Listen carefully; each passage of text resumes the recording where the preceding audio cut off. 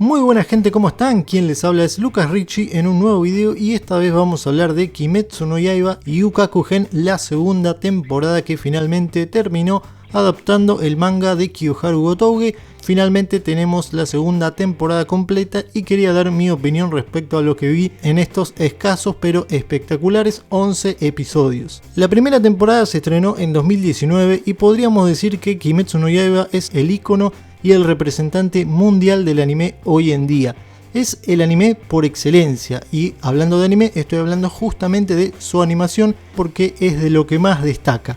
Esta segunda temporada vino conectada con la película Mugen Reyagen, que inclusive llegó a los cines de Latinoamérica antes de que se estrene la segunda temporada, por lo cual hay un planeamiento mundial geográfico para que Kimetsu no Yaiba llegue a todos lados y para que nadie se lo pierda. Inclusive si no recurrís a la piratería, se podía ver la película en cine. Si llegó a Latinoamérica antes que la segunda temporada, imagino que llegó a todas partes del mundo para que nadie se pierda en la continuidad de la historia y pueda seguir viendo sin problemas la segunda temporada. Esta segunda temporada es curioso porque se venía polemizando respecto a su escenario, el Distrito Rojo, el Distrito del Placer, donde sabemos que en la era Heian o en la era Showa, en esta era antigua semifeudal en la cual se desarrolla la historia, el escenario de esta temporada es donde las mujeres de la noche dan placer y bueno, es curioso cómo la autora se las ingenió para trascender esta polémica y para, si bien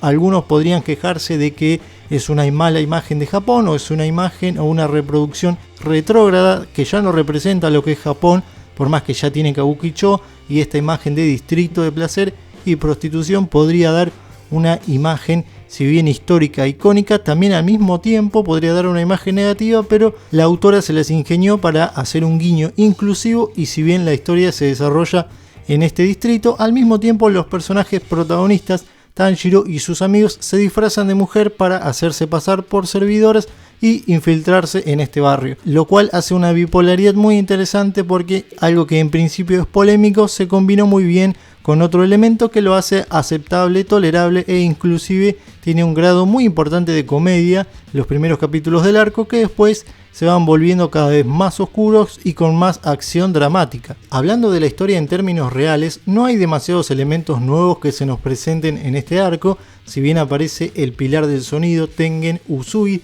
que aparentemente es muy llamativo y siempre se hace llamar un dios. La verdad que la imagen y el contraste que da es muy pobre respecto a lo que vimos del anterior pilar Rengoku, que inclusive el mismo Uzui lo reconoce, él no es Rengoku, no es tan fuerte y de hecho perdió prácticamente y no pudo ganarle a la sexta luna sin la ayuda de los demás cuando Rengoku se la bancó mano a mano con la tercera luna y si no hubiera tenido que proteger a Tanjiro y los demás, estoy seguro que le ganaba. Pero bueno, Uzui es un vendehumo que se hace llamar el más vistoso y el más llamativo, pero terminó haciendo bastante el ridículo perdiendo contra la sexta luna que se dividió en dos. Y si bien demostró ser muy fuerte, como cuando le cortó sin problemas la cabeza a Daki, también resultó bastante herido y no tener la potencia que estábamos acostumbrados o que uno esperaría ver de un pilar. ¿Qué fue lo que sucedió? Los personajes se infiltraron en estas casas de geishas, se habían infiltrado por orden de Uzui,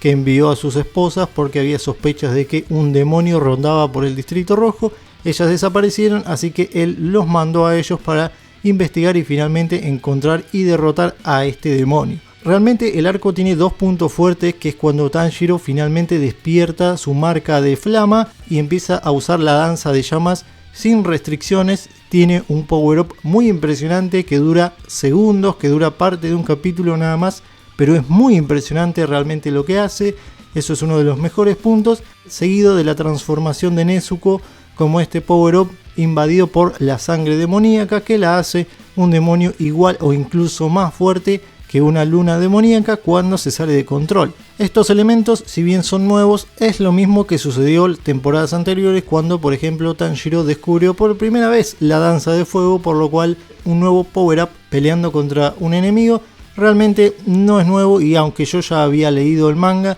esta parte no me tomó por sorpresa y resultó incluso predecible. El segundo punto y muy interesante que logró la dirección de la animación es en los últimos dos capítulos, al terminar, dejarte con el corazón en la boca porque realmente las escenas te dejaban atónito. Primero cuando le cortan la cabeza a Daki y parecía que por momentos iban a tener la ventaja, pero después viene un ataque tajante y se ve como Uzui está en el piso y Tanjiro pierde el rastro de todos sus amigos. Y después cuando le cortan la cabeza a ambos al mismo tiempo y creen que van a ganar en el siguiente capítulo, pero el cuerpo del hermano de Daki, Gyutaro, empieza a lanzar guadañas de sangre por todos lados, lo que también te deja una sorpresa y una intriga que duró hasta el capítulo final. En definitiva, Uzui Tengen sobre el final logró descubrir el patrón de la sexta luna con su oído, con su técnica de sonido, logró descubrir como el patrón de su canción para predecir sus movimientos y empezar a pelear a pesar de estar envenenado. Sin embargo, si no fuera por la ayuda de Tanjiro y los demás, no hubiera ganado de ninguna manera. Y gracias al milagro de Nezuko curando el veneno que ya habíamos visto que también ha sido utilizado para sacar del sueño a los demás en el arco del tren infinito, realmente también le saca un poco de seriedad a la historia, aunque como el arco ya está técnicamente sobre el final, vuelven a aparecer estos rasgos de comedia que hacen tan divertida la historia y que le quitan un poco la oscuridad trágica que tiene en sus momentos más fuertes. ¿Qué fue lo que vimos en el capítulo final? Nuevamente el villano se convierte en héroe o nos da lástima respecto a lo que había sucedido. ¿Por qué? Se nos cuenta la triste historia de los dos hermanos y se nos hace un lindo paralelismo respecto a cómo podrían haber terminado Tanjiro y Nezuko, ya que ellos dos también eran hermanos, hermana menor y hermano mayor, y tranquilamente podría haber pasado eso, pero la suerte corrió mejor para el lado de los cazadores y ellos dos tuvieron un triste pasado. Hay que recordar que hubo una parte muy grotesca cuando Daki, cuyo nombre real es Ume, atacó a un samurái y la prendieron fuego, la incineraron y fue un demonio el que los rescató cuando estaban antes de morir y los convirtió en la sexta luna. Estos momentos fueron muy emocionantes, incluso lacrimógenos, no solo por la buena animación, sino por la ejecución de los seiyus que dieron un tono muy realista y realmente llegaron al corazón de los que veíamos la serie, porque a pesar de que sabíamos que son villanos medio genéricos, hay que decirlo, los diálogos de Daki y de Gyutaro realmente no eran imponentes, eran de villanos cualquiera, simple humano, débil humano, te voy a matar porque sos feo. Realmente no eran demasiado imponentes más allá de su diseño, que sí era espectacular. Los diálogos y trasfondos son bastante planos, pero cuando se desarrolló este background de los dos, realmente uno siente lástima y empatía por ellos. Y se da lo que finalmente no había sucedido hace muchísimo tiempo, y es que los cazadores hayan tomado ventaja por sobre las lunas y hayan matado a una de las lunas demoníacas, que vemos que no había sucedido hace muchísimo tiempo, y es más recientemente con la pérdida de Rengoku y ahora el retiro de Uzui. Era una ventaja que se tenía que dar para que se equilibre la batalla entre cazadores y demonios. Si bien yo ya había leído este arco y sabía lo que pasaba, tengo que aplaudir de pie a Ufotable por lo que hace con estas escenas y porque la autora también aprovecha muy bien lo que otros shonen no aprovechan tanto, que son los escenarios. La verdad que las peleas en el tejado fueron espectaculares y se aprovecha muy bien el terreno y los visuales, algo que otros animes no aprovechan tanto. Además, el soundtrack acompaña muy bien la música incidental, también aporta un montón y ayuda a que esto sea más un show, un evento, que un simple anime. Hay quienes se quejan de que Kimetsu no Yaiba es solo anime, pero realmente no es una historia pretenciosa que trata de ser más profunda de lo que realmente es. Es simplemente un shonen de peleas divertido, con comedia y un poco de tragedia y mucha acción. Y Ufotable sabe sacarle provecho a eso al máximo.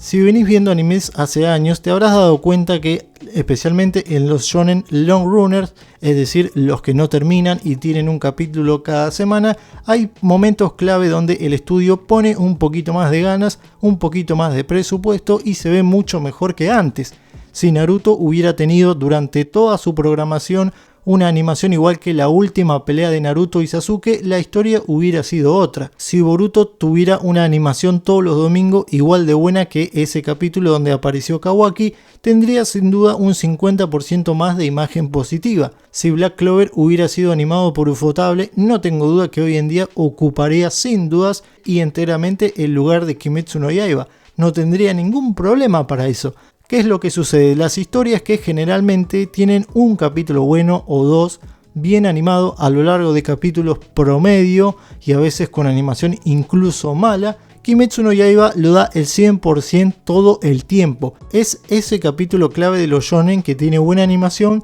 pero lo es todos los capítulos, y no solo en la animación, en el opening, en el soundtrack, en la dirección, en la fotografía. Dios, los escenarios de esta serie podés hacer un wallpaper de cada frame de cada capítulo porque tiene una dirección de visuales espectaculares. Por eso Kimetsu no Yaiba es un anime definitivo y está marcando su paso en la historia del anime porque da el 100% todo el tiempo. No es una animación de bajo presupuesto, tiene un presupuesto altísimo y tiene una calidad impresionante en cada capítulo. Y eso no solamente mejora las falencias que tiene, sino que a veces hace que nos las olvidemos. Porque no es una serie perfecta, peca de bastante plana en muchos momentos y hay bastantes cosas que no tienen explicación. Por ejemplo, cómo llegaron los pilares a ser pilares, cuál es el proceso de selección, si algunos como Rengoku es el pilar de flamas, ¿quién más usa la respiración de flamas? ¿Quién más puede ocupar su lugar? ¿Por qué los demonios son malos o son malos porque sí?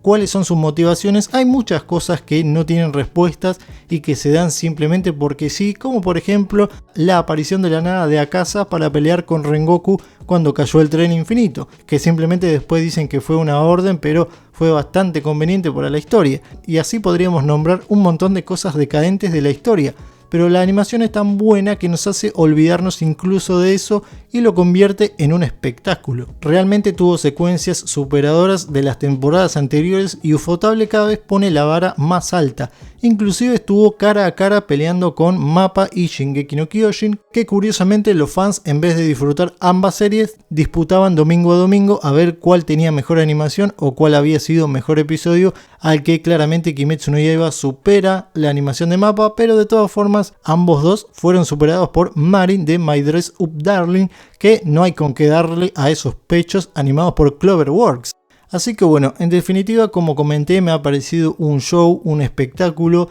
La historia es bastante regular, como dije, repite elementos que hemos visto en otras partes de la historia y no entrega nada demasiado bueno. El pilar del sonido, así como entró, se fue porque se retira después de la pelea y haber perdido un ojo y un brazo. Sobre el final del arco tenemos la aparición de Obanai, el pilar de la serpiente, que no es nada conveniente, podría haber aparecido para ayudar un poco antes. Los power-ups y los pasados tristes de las lunas seguramente se van a ir repitiendo de acá a futuro, y la verdad que no veo demasiado futuro en esto de adaptar un arco y de tratar de poner de pilar un icono para cada arco, porque la historia de acá hacia el final se empieza a acelerar y empieza una pelea bastante larga que realmente no tiene demasiado sentido separar, como es el plan ideal de Ufotable, que hubiera sido bueno que la autora se hubiera tomado su tiempo para desarrollar cada arco, cada pilar. No había por qué apurar la historia, pero siento que de acá en adelante la historia se apura y se arruina un poco, más aún con ese final tan criticado que hay gente que está pidiendo inclusive que Ufotable lo cambie, por lo cual no hay buenos presagios de lo que viene argumentalmente en la historia de acá a futuro, pero por lo menos nos aseguramos que la animación sí va a ser un espectáculo y es lo que más ha resaltado de la historia, por lo menos en esta entrega. No me sorprendí realmente porque sé lo que puedo esperar de esta serie, no le pido más de lo que entrega y de lo que puede entregar habiendo visto ya más de la mitad de la historia en el anime y en el manga, pero sin duda lo disfruto y eso es lo que vale la pena y para eso es lo que vemos anime. Por eso creo que Kimetsu no Yaiba se merece el lugar que tiene, pese a que es tan detestado por algunos. Así que en definitiva es una buena historia para ver, fue un arco regular, realmente creo que la historia puede crecer si se presentan buenos elementos y si el estudio Ufotable lo sabe tratar con la seriedad que ha podido hacerlo hasta el momento. Así que bueno, esta ha sido mi opinión de Kimetsu no Yaiba Yukakugen. Cuéntenme ustedes si vieron este arco, si les gusta la historia, qué esperan que haga Ufotable a futuro, los leo en comentarios y nos veremos en un próximo video. Adiós.